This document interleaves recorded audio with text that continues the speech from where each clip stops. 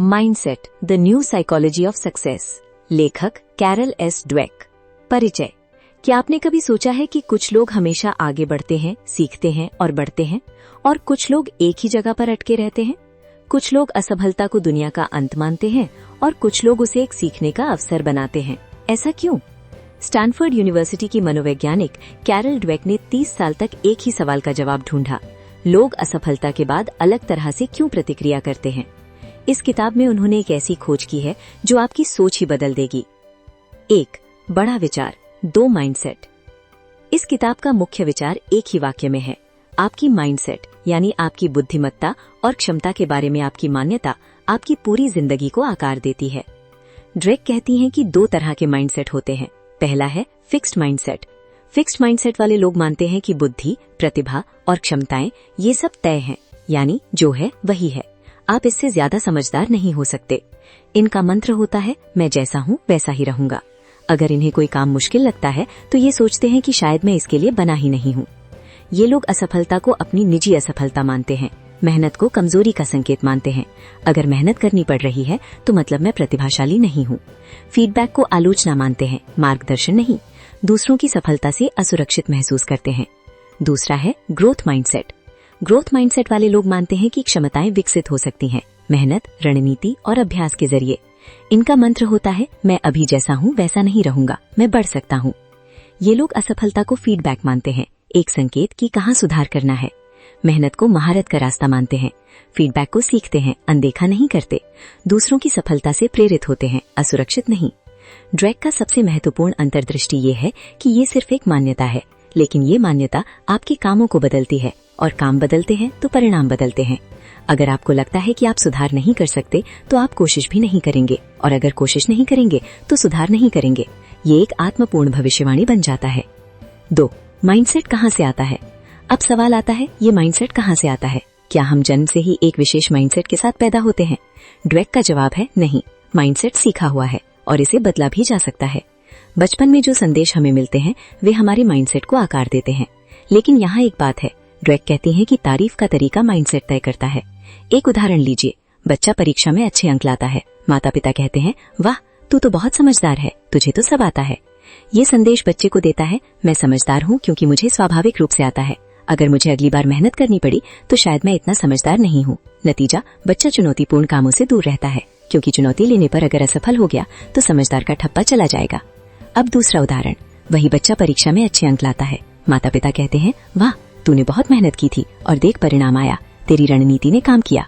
ये संदेश बच्चे को देता है, मेरा समझदार होना नहीं, मेरी मेहनत और रणनीति ने परिणाम लाया। अगली बार और मुश्किल काम आया तो मैं और मेहनत करूंगा। नतीजा, बच्चा चुनौतीपूर्ण कामों का स्वागत करता है, क्योंकि चुनौती यानी बढ़ने का अवसर।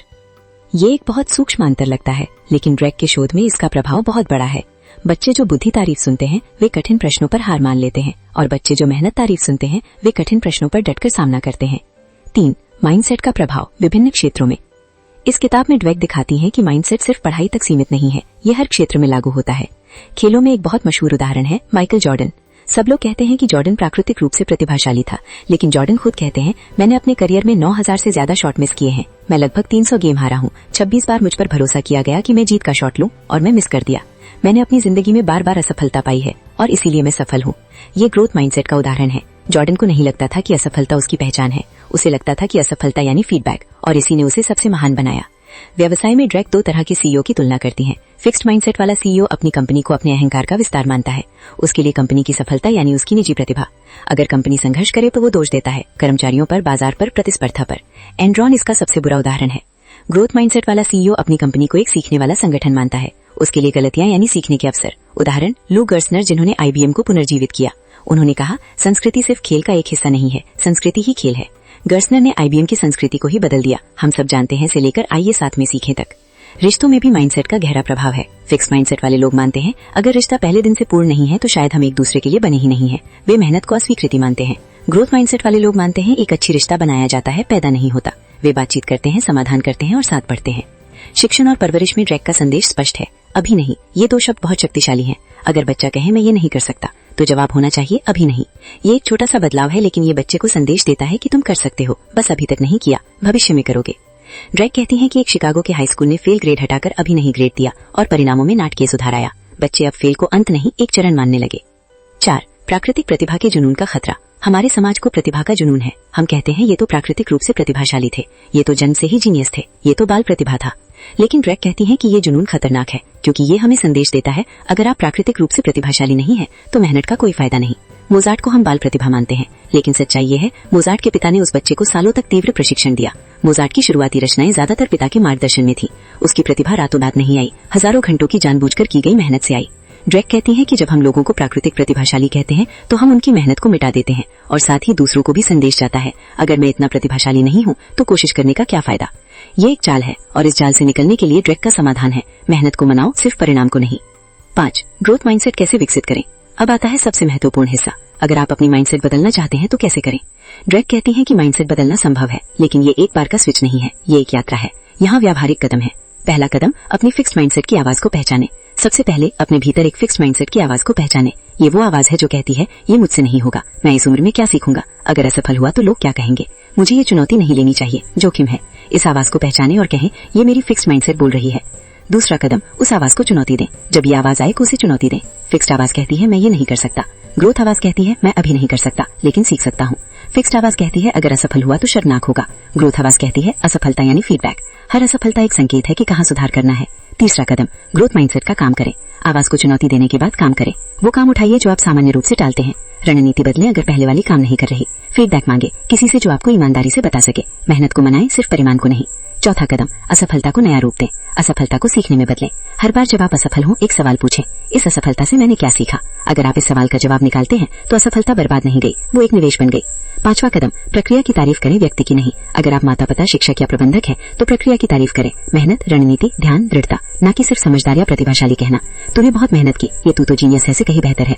ये एक छोटा सा बदलाव है लेकिन ये आपके बच्चों और टीम के माइंडसेट को बदल देगा। 6. किताब के मुख्य उदाहरण। इस किताब में कुछ बहुत शक्तिशाली उदाहरण हैं। खुद को खींचने और उसमें टिके रहने का जुनून तब भी जब सब कुछ ठीक नहीं चल रहा, ग्रोथ माइंडसेट की निशानी है। चाहे आपकी क्षमता जो भी हो, मेहनत ही उस क्षमता को जलाती है और उपलब्धि में बदलती है। जब आप बेहतर बन सकते हैं तो बार बार ये साबित करने में समय क्यों न बात करें कि आप कितने महान हैं। 7. अंतिम सारांश। तो दोस्तों, कैरल ड्वेक की माइंडसेट का ये था सारांश।